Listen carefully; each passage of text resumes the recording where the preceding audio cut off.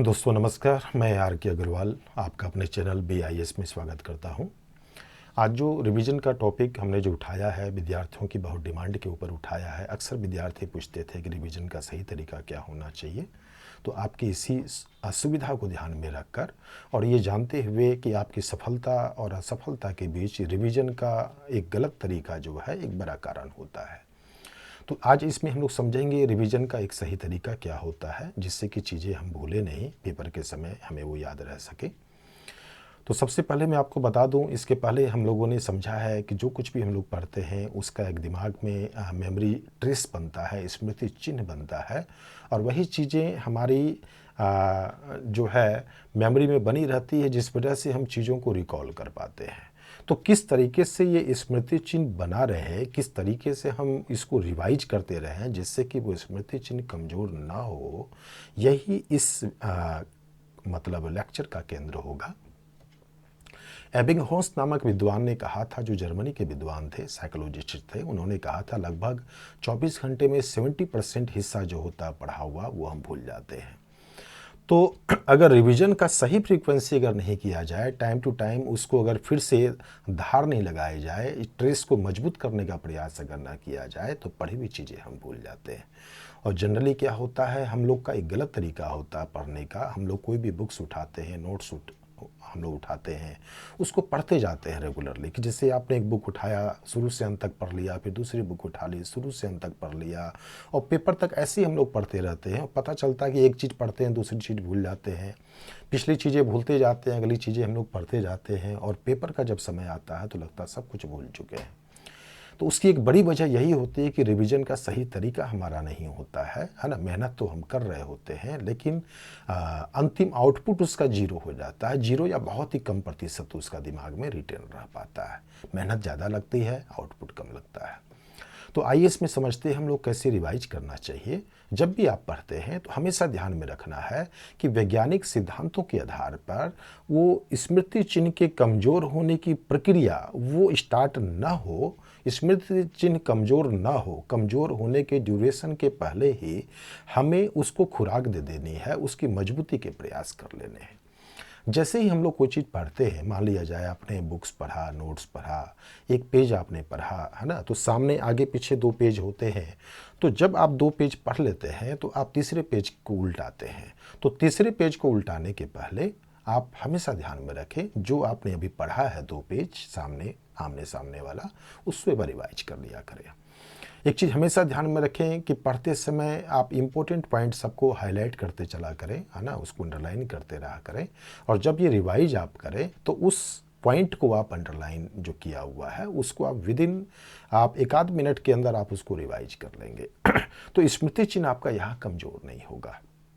उसके बाद 1 घंटे तक यही क्रम आपका चलता रहना चाहिए, यानी कि आपने 1 पेज पढ़ा, 2 पेज पढ़ा, उसको रिवाइज कर लिया, फिर आगे पढ़े।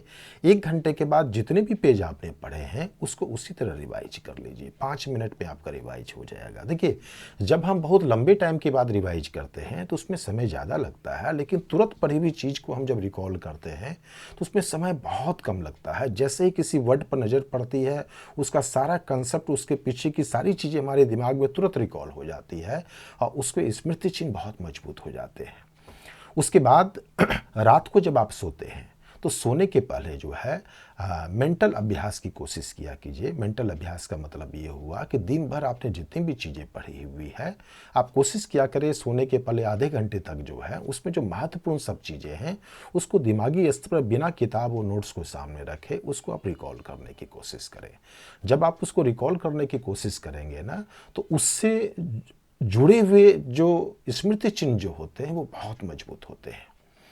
उसके बाद है, जब नेक्स्ट डे आप पढ़ाई आरंभ करते हैं तो हमेशा ध्यान में रखें कि पहला घंटा जो है वो पिछले दिन पढ़ी हुई चीज़ों के लिए निश्चित कीजिए। अगर आपकी स्पीड तेज अगर है तो आधे घंटे में भी आप कर सकते हैं। रोज़ की पढ़ी हुई चीज़ जो है अगले दिन आधे घंटे में रिवाइज कर सकते हैं।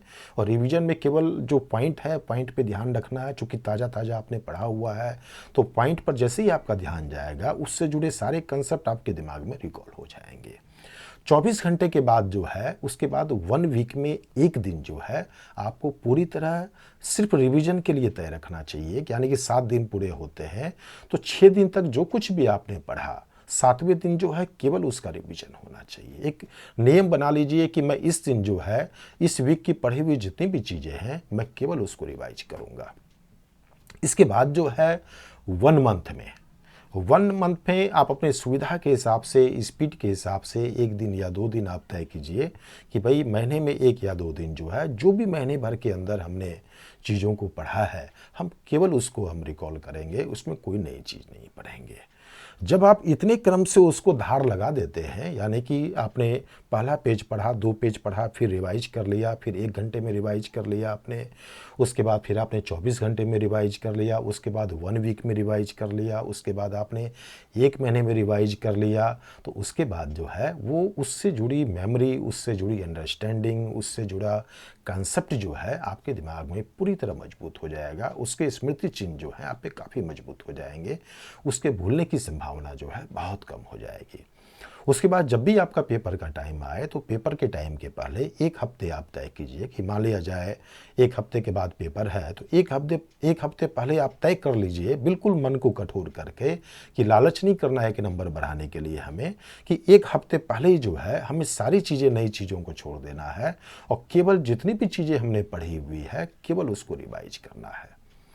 तो इससे क्या होगा कि स्मृति चिन्ह में जितनी भी चीज़ें आपकी पढ़ी हुई है वो सब ताज़ा हो जाएगी और पेपर के समय जो आपको कन्फ्यूजन जो होता है कि ये पढ़ी हुई चीज़ें थी कैसे भूल रहे हैं, ये पढ़ा हुआ चीज़ था ध्यान में नहीं आ रहा है, याद नहीं आ रहा है, वो सारी समस्याएं आपकी दूर हो जाएगी।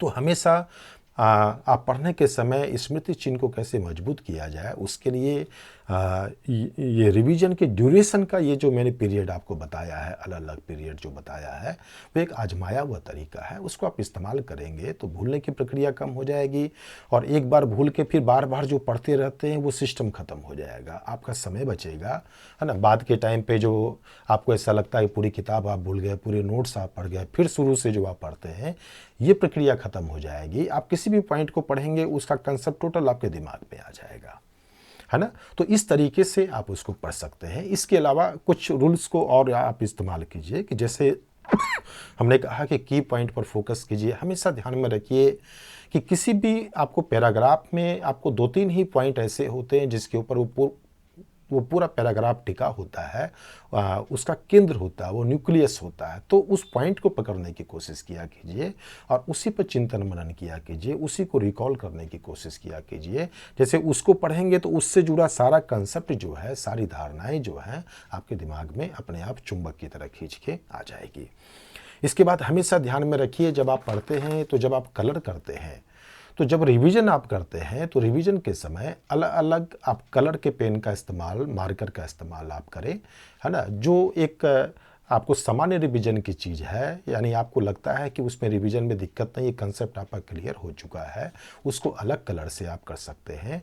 जिसमें लगता है कि कोई ऐसा पॉइंट है जो आप बार बार भूल रहे हैं, उसको ज़्यादा रिवीजन की ज़रूरत है, उसको आप अलग पॉइंट माने अलग कलर से आप उसको रंग सकते हैं।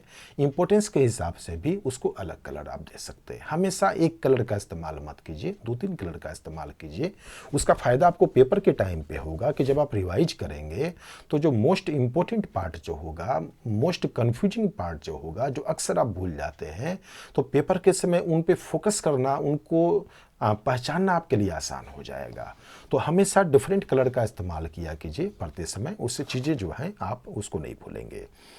जब भी आप रिवाइज करते हैं गति आप फास्ट रखें। हमेशा ध्यान में रखें कि आपके दिमाग के सोचने और काम करने की क्षमता बहुत तेज होती है, हम उसकी क्षमता का बहुत कम इस्तेमाल कर पाते हैं। आप जब तेज गति से पढ़ेंगे, जो समय बचेगा वो आपका, उसी समय में चीज़ों को आप 2 बार 3 बार रिवाइज कर सकते हैं। रिविजन जितनी बार ज़्यादा आप करेंगे स्पीड बढ़ाकर, उतना ही आपका मेमोरी साइन आपका स्ट्रांग होगा और धीरे धीरे आपके दिमाग को अभ्यास हो जाएगा और वो तेज गति में भी चीज़ों को पढ़ने और समझने की आदत जो है वो विकसित कर लेगा। तो कभी भी धीरे न पढ़े। धीरे पढ़ने से क्या होता है, दिमाग शिथिल हो जाता है, मन भटकने लगता है। तो मन के भटकाव को रोकने की, दिमाग की एफिशिएंसी को बढ़ाने की ये आपको ये ज़रूरत है कि आप अपने पढ़ने की स्पीड जो है वो बढ़ाएं। मेंटल रिवीजन आप कहीं भी होते हैं, टॉयलेट में हैं, ट्रेन में जा रहे हैं, मेट्रो में जा रहे हैं, आप रास्ते में हैं, तो की पॉइंट जो होते हैं, जो भूलने वाले पॉइंट जो होते हैं, जिसको आपने अलग डिफरेंट कलर से वो जो किया हुआ है, उसमें भी आप रिवाइज कर सकते हैं। कॉपी नोट्स नहीं है, आप दिमागी तौर पर रिवाइज आप कर सकते हैं। इस तरीके से आप कर सकते हैं। जो मोस्ट कन्फ्यूजिंग पार्ट होते हैं, जो मोस्ट इम्पोर्टेंट पार्ट जो होते हैं, अगर आपको लगता है कि वो भूल रहे हैं ज़्यादा, आप तो उसको लिख कर भी अभ्यास कर सकते हैं। पूरा का पूरा पैराग्राफ लिखने की ज़रूरत नहीं है। जो पॉइंट आप भूल रहे हैं उसको 2 बार 3 बार 4 बार आप उसको लिख लें। तो ये चीज़ हमेशा आप ध्यान में रखें कि रिवीजन का इस तरीके से आप अगर इस्तेमाल करेंगे, यानी ड्यूरेशन जो मैंने बताया है कि पेज बाय पेज, फिर आधे घंटे या फिर 1 घंटे में, फिर 24 घंटे के बाद, उसके बाद 1 हफ्ते के बाद, उसके बाद 1 महीने के बाद, उसके बाद पेपर के 1 हफ्ता पहले जो है सिर्फ रिवीजन की फ्रीक्वेंसी आप बना के रखेंगे तो आप विश्वास मानिए पढ़ी हुई चीज़ें आपको कभी धोखा नहीं देगी। आपके दिमाग में वो परीक्षा के समय बिल्कुल सेट रहेगी और कन्फ्यूजन कम होगा। अक्सर जो होता है ना, पेपर के समय कन्फ्यूजन होता है पॉइंट में, अरे ये सही होगा या वो सही होगा। उसकी वजह ही होती है कि रिवीजन की कमी होने से वो ट्रेस जो होता है वो कमज़ोर होता है, वो आपस में कंपटीशन करने लगता है, जिस वजह से सही सूचना तक हम नहीं पहुँच पाते हैं। तो रिवीजन को बार बार करें, लेकिन बार बार करने का तरीका यही आप रखें। ये नहीं कि कोई चीज़ को पढ़ें, फिर 6 महीने के बाद उल्टा के फिर से आपने पढ़ना शुरू कर दिया, उससे कोई फ़ायदा नहीं होगा, आपकी मेहनत जाया जाएगी। तो हमेशा पढ़ने का ये फार्मूला बना के रखें, स्पीड रखें, स्पीड मेंटेन रखें, डिफरेंट कलर का इस्तेमाल करें। बार बार रिवीजन का जो मैंने पीरियड बताया है, इस पे व्यक्तिगत भेद भी हो सकता है। आप सुविधा के हिसाब से, टाइम के हिसाब से थोड़ा आगे पीछे भी कर सकते हैं। 1 घंटे के बजाय आधे घंटे में भी रिवाइज कर सकते हैं अगर आपके पास टाइम है तो, है ना। 1 महीने के बीच में 15 दिन में भी रिवाइज कर सकते हैं। यानी कि जितना, है ना, आप रिवीजन को जितना घसेंगे आप, चीज़ें उतनी ही मेमोराइज हो जाएगी और पेपर के समय आपको दिमाग में बोझ महसूस नहीं होगा कि सारी चीज़ें हम भूल रहे हैं। तो ये फार्मूला आप अपना के देखें, मुझे पूरा विश्वास है आपको बहुत इसका फ़ायदा होगा, है ना। और इसी के साथ ये क्लास में ये लेक्चर में समाप्त करता हूँ। फिर इसी तरह के इम्पोर्टेंट टॉपिक लेकर हम लोग आएंगे। उसके बाद पॉलिटी, गवर्नेंस, एथिक्स के भी कुछ लेक्चर आपके सामने आएंगे।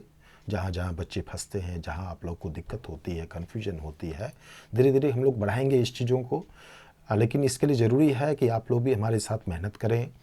जो चीज़ें बताई जा रही है उसको अच्छे से समझें, अच्छे से पढ़ें, अपने दोस्तों को भी बताएं। आपने अगर सब्सक्राइब नहीं किया है तो सब्सक्राइब करें और शेयर ज़रूर करें। शेयर अपने ग्रुप में, आपके जो ग्रुप होते हैं स्टूडेंट्स के, जो आप ही की तरह तैयारी कर रहे होते हैं, कॉमन समस्याएं उनकी होती हैं, उनको आप शेयर ज़रूर करें जिससे कि उनको भी इसका लाभ पहुंच सके।